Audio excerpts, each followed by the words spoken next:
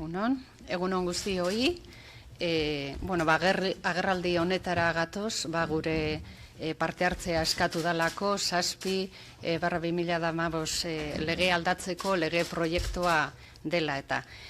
Beraz, eskerrak eman bertan parte hartzeko gonbidapena luzatzeagatik eta guretzako hain interesgarria den gai bat aztertzeko aukera emateagatik. Ondo dakizuenez, Emakundek aspaldi azaldu zuen legebiltzar honetan zein zen gure jarrera zaintza partekatuaren inguruan. Bere garaian azaldu genuen ez dugula ezer esaterik zaintza partekatua adostua denean, horrelako erabaki adostu batek adierazten du zaintza mota aurrera emateko behar den osagai ezinbestekoa da. Bikotean edo bikoten arteko harreman egoki bat dagoela, naiz eta bikotea banandu, seme alaben interesa lehenetziz adostasunetara heltzeko gai direla. Arazoa gertatzen da, ondo dakizuenez, adostasunik ez dagoenean eta hirugarren pertsona batek inposatu behar du zaintza mota hau. Gure ustez, zaintza mota bat ezartzerakoan, zehaztasunez aztertu behar da kasu bakoitza eta azterketa horren ondorioz esarri ahalko da zein den egoera honen aurrean edo egoera bakoitzari dagokion zaintza eredu aproposa. Gure ustez, ezin da hirugarren pertsona batek edo ezin du hirugarren pertsona batek zaintza partekatua lehenetzi. Esan genuen eta berresten dugu oso garrantzitsua dela familia bakoitzaren abiapuntua zein den kontuan hartzea eta une horretan ere ohartarazi genuen emakumeen kontrako indarkeria kasuak daudenean umeak babestu behar zirela, adingaben babesa lehenetzi behar zala eta ezin zala baimendu zaintza partekatua eredu bezala kasu hauetan. Emakunde ya ha explicado con anterioridad en este Parlamento cuál es su postura en torno a la custodia compartida. Ya en su día aclaramos que cuando este tipo de custodia era acordada por la pareja no teníamos nada que decir. Es más, el acuerdo puede ser el reflejo de una continuación de una situación de crianza compartida de los hijos e hijas, responsabilidad que se quiere seguir compartiendo aún tras producirse la ruptura de la pareja. En este sentido, este acuerdo reflejaría la existencia de un ingrediente imprescindible para que este tipo de custodia pueda funcionar, sobre el que también, como saben, se ha pronunciado el Tribunal Supremo, que es que, a pesar de la ruptura de la pareja, pues siga habiendo una relación que permite llegar a acuerdos en este sentido. El problema se suscitaba cuando, no habiendo acuerdo entre quienes integran la pareja, el problema se suscitaba cuando no había acuerdo entre quienes integran la pareja y era una tercera persona quien imponía este tipo de custodia. Desde Emakunde, ya lo dijimos, consideramos que no existe un modelo de custodia ideal que sirva para todos los casos por igual y que cada caso requiere un análisis exhaustivo que concluya cuál es el tipo de custodia que mejor encaje con la realidad de cada tipo de familia. Cada niño, cada niña tiene derecho a que se acuerde el sistema de custodia que más le beneficie, lo que en caso de desencuentro entre progenitores requiere, como digo, de un estudio concreto y exhaustivo de cada caso. En ese momento ya advertimos desde Emakunde que no podemos olvidar en qué sociedad vivimos. Vivimos en una sociedad en la que, a pesar de los avances, aún persiste la desigualdad entre mujeres y hombres y en la que persiste la violencia contra las mujeres y en la que siguen existiendo relaciones de poder desequilibradas entre mujeres y hombres. Y advertimos, de acuerdo con opiniones expertas, que la custodia compartida preferente conllevaba un alto riesgo de que no se hiciera una valoración suficiente en casos de violencia contra las mujeres por parte de la pareja, sobre todo en los casos en los que no habían sido denunciados.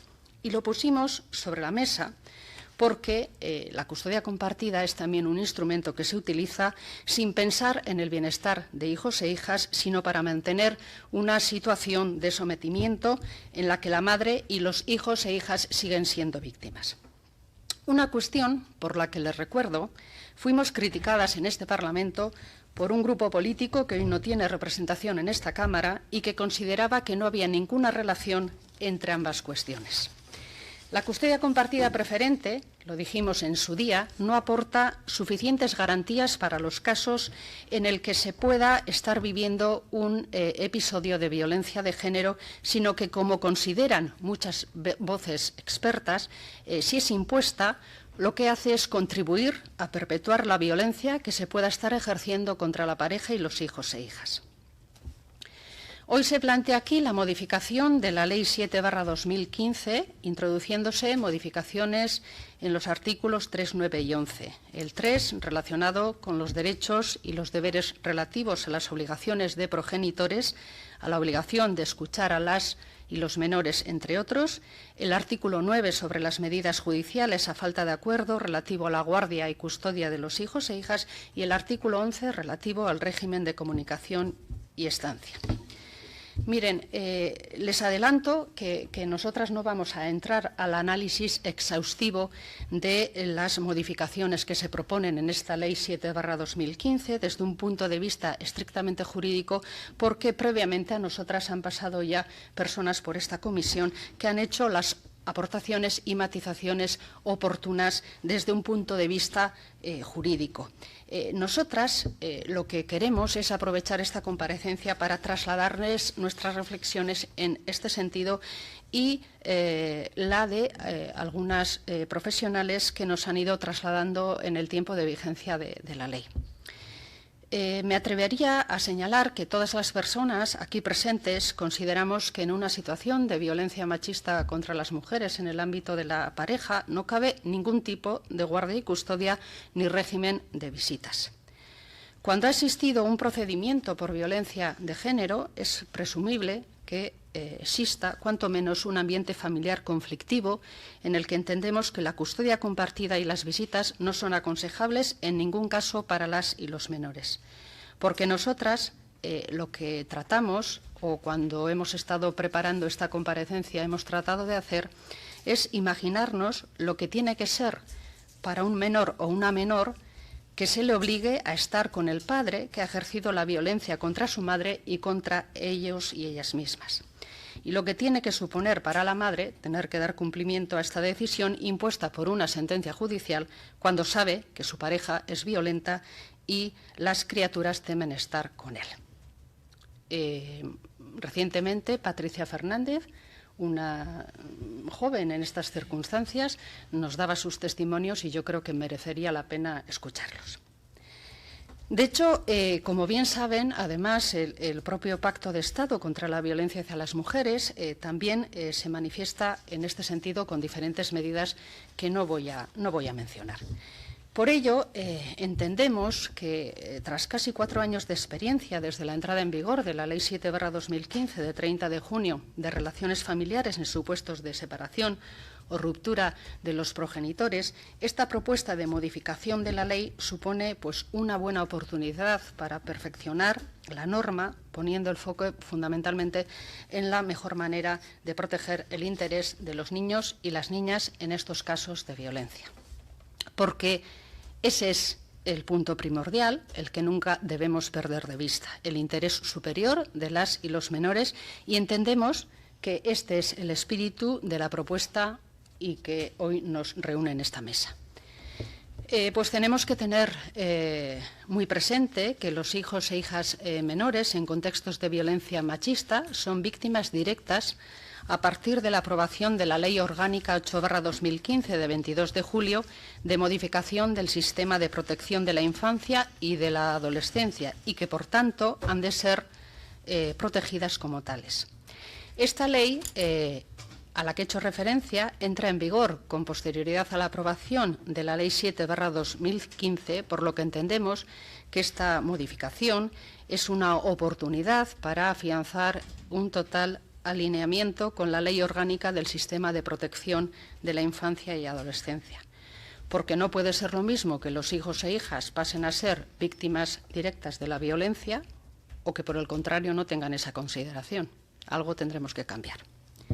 Horregatik, emakundetik uste dugu, lehen aipatu dudan bezala, legean aldaketak egiteko proposamen honen espiritua horixe bera dela.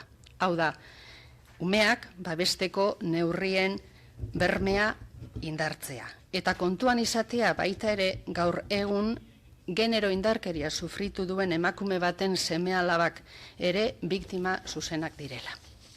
Por ello, desde Emakunde consideramos, tal y como señalaba anteriormente, que el espíritu de esta propuesta concreta de modificación es reforzar la garantía de las medidas dirigidas a la protección de las y los menores e impedir que pueda compartirse la custodia de los hijos e hijas con un agresor. En este sentido, consideramos que debe asegurarse la limitación o suspensión de las comunicaciones con esos menores.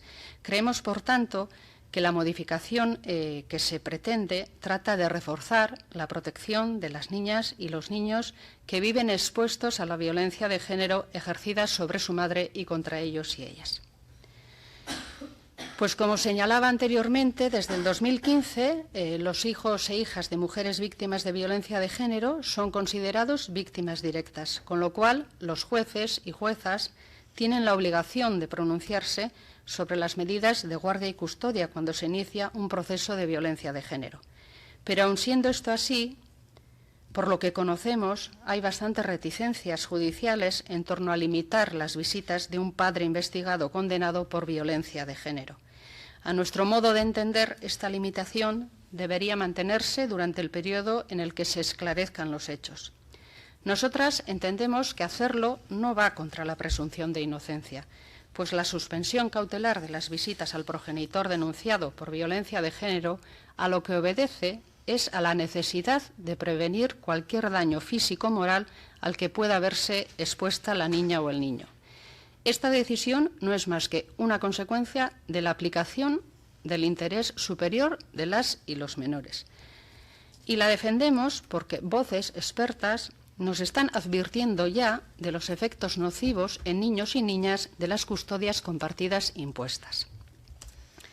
En este sentido, insistimos también en la necesidad de que desde las instancias judiciales se actúe con perspectiva de género, teniendo muy en cuenta la especificidad de los casos de violencia machista.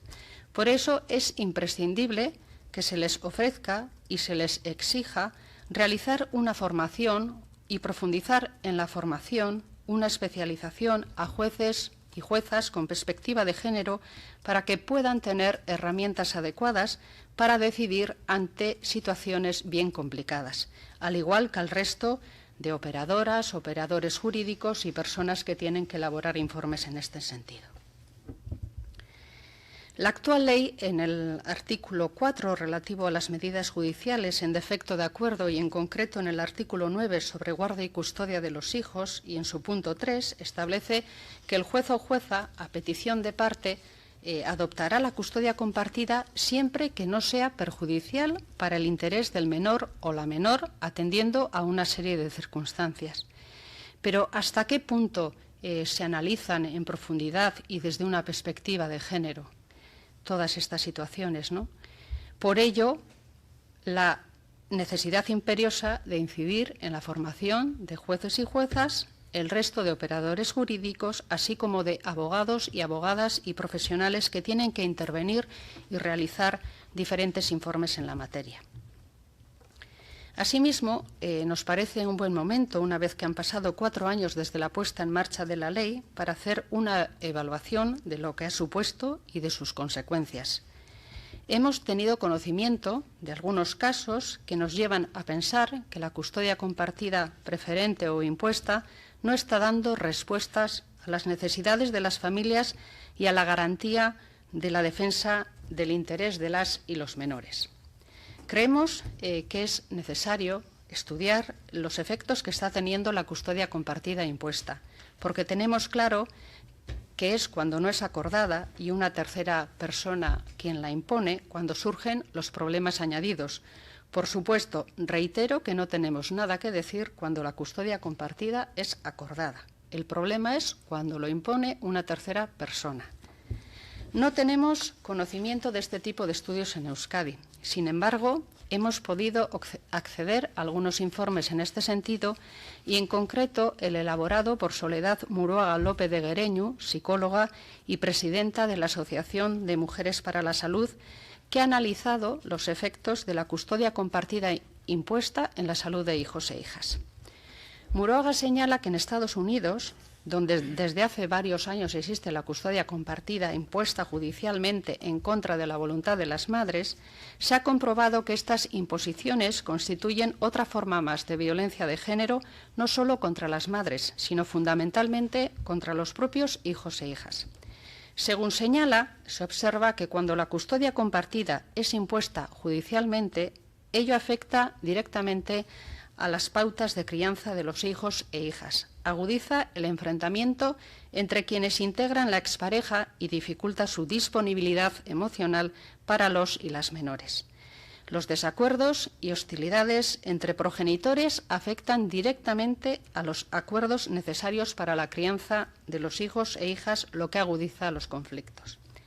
Sus efectos se acentúan cuanto mayor es la hostilidad y la descalificación entre la pareja, además de la triangulación en la que se encuentra el niño o la niña que sufre las nefastas consecuencias de mensajes contradictorios y educaciones dispares, provocándole graves traumas y sufrimientos psicológicos a corto y largo plazo.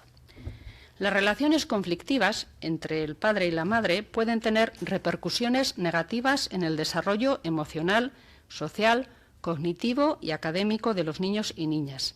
Imponer una custodia compartida a exparejas con relaciones conflictivas agrava estas repercusiones, afectando el desarrollo de las y los menores. Creo que es esto precisamente lo que se quiere evitar y ha generado la necesidad de plantear esta modificación. Siguiendo con las cuestiones que señala Muruaga, las investigaciones muestran importantes efectos en la salud de las y los menores por las relaciones conflictivas de la pareja o expareja. Estos niños y niñas presentan, entre otras, problemáticas de socialización como aislamiento, inseguridad, agresividad y reducción de competencias sociales o síntomas depresivos como llanto, tristeza, baja autoestima o miedos. Por ello, nos parece que un estudio en este sentido sería muy interesante, precisamente de cara a garantizar el interés superior de las y los menores. Un estudio, además de la necesaria evaluación de la implementación de esta ley y los efectos que se están produciendo. En definitiva, desde Emakunde, como creo que quienes integran esta mesa, creemos que hay que evitar que se produzcan los efectos nocivos en las y en los menores como consecuencia de una custodia impuesta y en los casos en que existan indicios de que ha habido violencia, lo que hay que hacer es preservar con celo y seguridad la seguridad y el bienestar de las y los menores, evitando este tipo de situaciones. E insisto en que esta modificación lo que considero es que es una buena oportunidad para que podamos perfeccionar la norma, poniendo el foco fundamental en la mejor manera de proteger el interés de las y los menores en estos casos de violencia. Repito que tenemos que tener en cuenta en qué sociedad vivimos, y por eso creemos que solo va a ser posible la implantación de un sistema general de custodia compartida que suponga un beneficio para las y los menores cuando ambos progenitores convivan en una situación de igualdad, de respeto mutuo, por supuesto sin violencia y corresponsabilizándose de los hijos e hijas comunes de una manera efectiva y real durante y después de la convivencia, tal y como señala la sentencia del Tribunal Supremo, que establece que la custodia compartida conlleva como premisa la necesidad de que entre los progenitores haya una situación de respeto mutuo. Orduan, taldeen txanda amaituta, Lehendaira Andrea, zurea da hitza berriz ere, egindako galderi erantzuteko, edo zerbait geratu baldin bazaizu da azaltzeko. Beste 5 minutu. Ederto, saiatuko naz, egin diren galderei erantzuna ematen. Lehenik eta behin azpimarratu, lehen esan dodan bezala, guk ikusten dugula aldaketa proposamen hau legea hobetzeko aukera bat bezala. Eta adin txikikoen interes gorena babesteko aukera ezin hobe bat bezala. Eta hori uste dut ezin dugula ahaztu. Hori kontuan izan da, horrek behartzen gaitu, formakuntza arloan esfortzu berezi bat ez dan esfortzu. Erabakiak ondo hartuta egon nahi baldin badira edo egon behar badira, formakuntza hau beharrezkoa da. Eta horrezegatik lehen aipatzen genuen que tanto juezas y juezas como el resto de operadores jurídicos, fiscalía, tienen que tener o tienen que profundizar en la formación con perspectiva de género para poder tomar las mejores decisiones ante situaciones conflictivas. Estamos hablando de casos de violencia de género en los que puedan estar incursos niños o niñas, ¿no?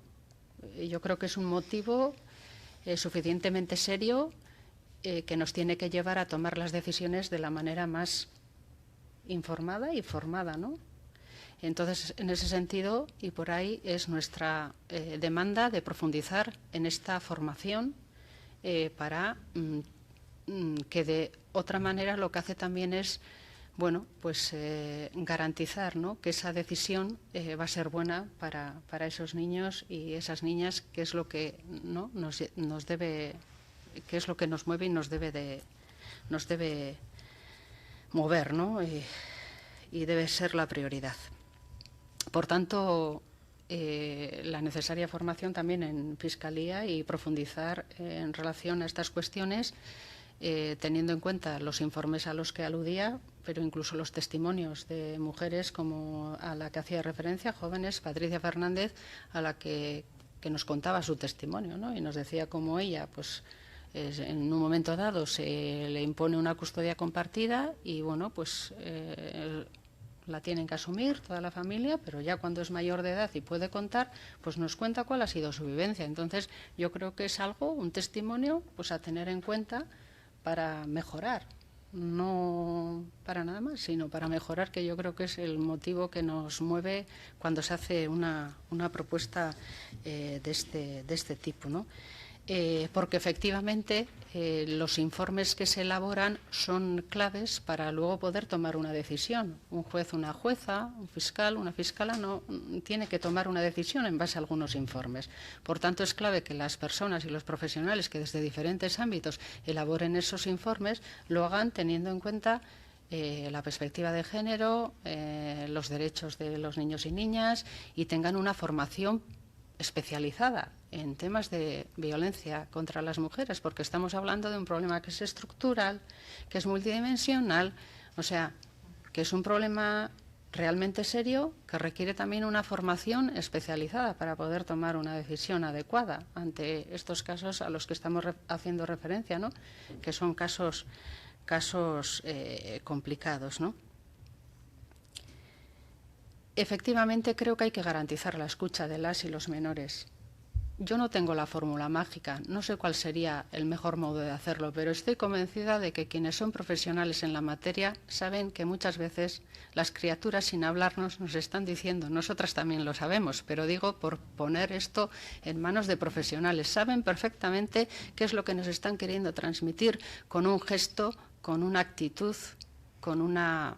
Entonces, yo creo que sería cuestión de consultar a las personas expertas y profesionales en la materia que conocen perfectamente cuáles son las respuestas de los menores ante determinadas situaciones.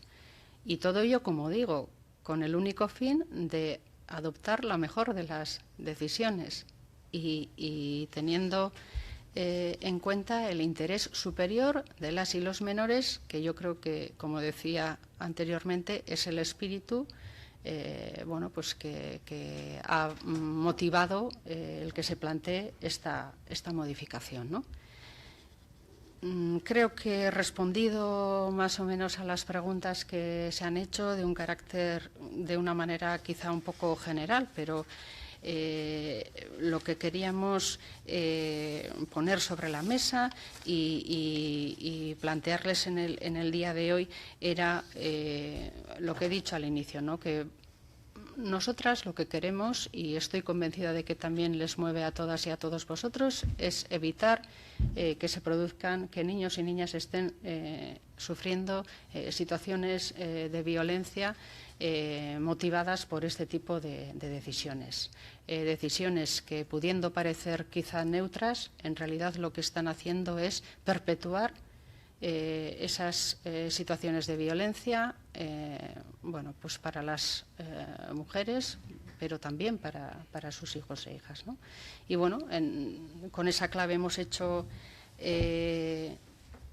nuestra comparecencia, y lo único que esperamos es que les haya servido. Si necesitarían más información complementaria, pues intentaremos recabarla, pero yo estoy convencida de que, fruto de pues las diferentes comparecencias y que desde diferentes ámbitos se están haciendo en torno a esta materia, pues que servirán sin duda para mejorar la ley que actualmente tenemos en marcha desde diferentes ámbitos, ¿no? Y, como decía, recalcar que consideramos que para que, como decía la señora Castelo, la custodia compartida pues es un tipo de custodia más, y lo digo en relación a quienes consideran que tiene que ser la preferente, y que para que ese tipo de custodia pueda ser decidida por el juez o jueza, la propia ley en el artículo 9 ya establece cuáles son los aspectos que tiene que tener en cuenta el juez o la jueza. Por tanto, no es tampoco algo que se ha dejado al libre albedrío, sino que se establece claramente cuáles son los aspectos que hay que tener en cuenta. Por tanto, habrá que seguir trabajando para que esos aspectos se puedan tener en cuenta, y para ello la formación es clave. Pero lo que sí es clave para que se pueda dar este tipo de custodia, y lo ha dicho el Tribunal Supremo, es que tiene que haber una relación de respeto mutuo entre las personas que integran esa pareja para poder ejercer este tipo de custodia. Y sin más, eskerrik asko guztioi, eta esandakoa zuen esanetara.